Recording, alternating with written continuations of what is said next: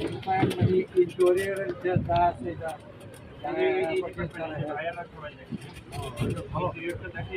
আপনার ব্র্যান্ডের ওই 3 নাম্বার বিল্ডিং অনেকগুলো ডিজাইন স্টেজে অনেকগুলো ক্লায়েন্টের ইয়া হয়েছে কাজ স্টার্ট করে নাই হয়েছে কি স্যার এই জায়গাটাতে বাইরের কিছু কাজ অনেকগুলো প্রবলেম ফেস হয়েছে তারপর আমাদের ম্যানেজমেন্টকেই চিন্তা ভাবনা করতে যে এটা